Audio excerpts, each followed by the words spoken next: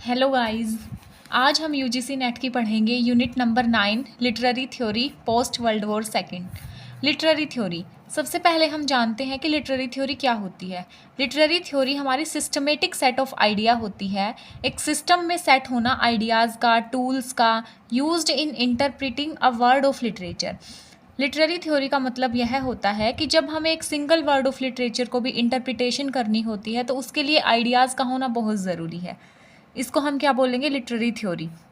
अब सबसे पहले हमारा स्टार्ट होता है रशियन फॉर्मलिज्म। रशियन फॉर्मलिज्म था वो हमारा फोकस करता है फॉर्म पर, स्ट्रक्चर पर, इंटरनल एक्सेप्ट पर फोकस करता है। Russian formalist assume that the key to understand a text exist within the text itself, कि अगर एक टेक्स्ट को हमने समझना है तो हमें उसके इंटरनल एक्सेप्ट को स्टडी करना पड़ेगा। ये फोकस करता है रीडर पर फोकस करता है और कह रहा है कि अगर एक टेक्स्ट को समझना है तो हमें टेक्स्ट के क्या देखने पड़ेंगे? इंटरनल फैक्टर्स को देखना पड़ेगा।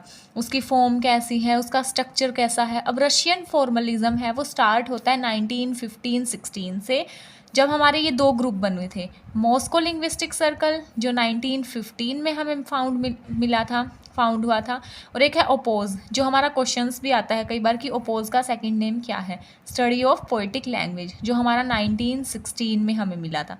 अब मॉस्को लिंग्विस्टिक सर्कल है, उसके फिगर्स हमारे रोमन जैकोब्सन हैं, पीटर बोगाटियार हैं। अब आ गए राइटर रशियन फॉर्मलिज्म के। सबसे पहले आ जाते हैं विक्टर स्लोव्स्की। विक्टर स्लोव्स्की ने हमारी स्टडी की थी university of Saint Petersburg in Russia.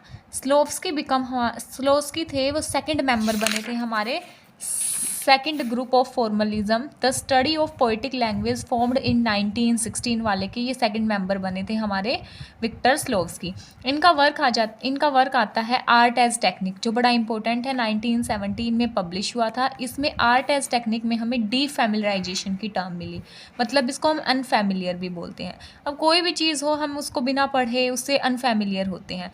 अब इसमें क्या बोला उसने कि डीफैमिलाइजेशन का मतलब उसने बोला कि जितनी बार हम एक टेक्स्ट को रीड कर रहे हैं, एक टेक्स्ट है उसको जितनी बार हम रीड करेंगे हर बार न्यू आइडियाज़ क्रिएट होंगे, न्यू पर्सपेक्टिव से हम उसको देखेंगे, सेम आइडियाज़ हर बार रीड करने पर नहीं आएगा।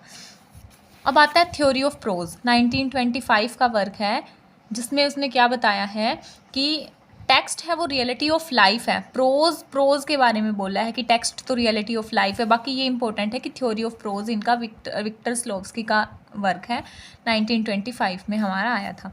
अब आ जाते हैं रोमन जैकोब्सन हमारे फ्रेंड थे विक्टर स्लोव्स्की के। ये हमारे बोर्न हुए थे मॉस्को में, वेहर ही को founded the Moscow linguistic circle, जहाँ पे इन्होंने को फाउंड किया था मॉस्को लिंग्विस्टिक सर्कल को 1915 में।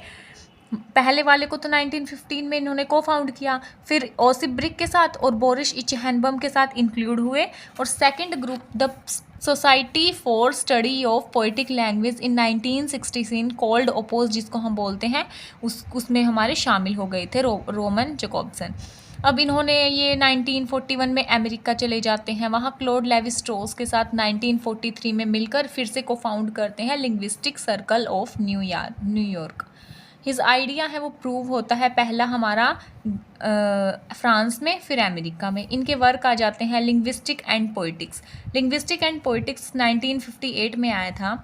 इसमें उन्होंने बताया कि वर्बल मैसेज बहुत ज़रूरी है। एक एड्रेसर होता है जो एक कहने वाला, जैसे मैं कुछ कह रही हूँ तो मैं एड्रेसर हूँ, एड्रेसी आप तक बात पहुँच रही है वो आप एड्रेसी हो। बीच में बहुत सी चीज़ें और भी मैटर करती है, कॉन्टेस्ट क्या है, मैसेज क्या है, चैनल किसके थ्रू बातें पहुँच रही हैं, ये सारी चीज़ें मैटर करती हैं। ये हमारे Roman Jakobson linguistic and poetics में उसने बताया है। अब आ जाता है two accept of language and two types of aphasic development, 1956। इसमें उन्होंने मेटाफर और मेटानोमी का कॉन्सेप्ट दिया।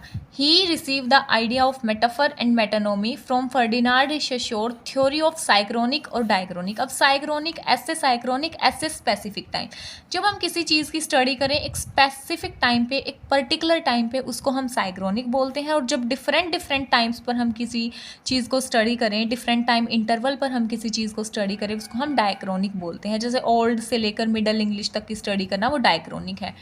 अब मेटाफोरिक होता है और मेटानोमी। मेटाफोरिक हमारा मेटाफर हमारे पोएम्स में यूज़ होते हैं, तो याद रखना मेटाफोरिक है वो पोइट्री में यूज़ होता है, फोकस करता है साइंस पर, साइन सिंबल्स पर। मेटानोमी हमारा प्रोज में यूज़ होती है और बेस्ड किस पर है, कॉन्टिग्विटी पर। कॉन्टिग्विटी का हमारा कॉन्टिग्विटी को हम बोलते हैं कोई करीबी चीज़, जैसे पेन का राइटर के साथ संबंध है, कॉन्टिग्विटी है, इतना करीब होना, ठीक है, कॉन्टिग्विटी। मेटानोमी हमारी प्रोज में यूज़ होती है।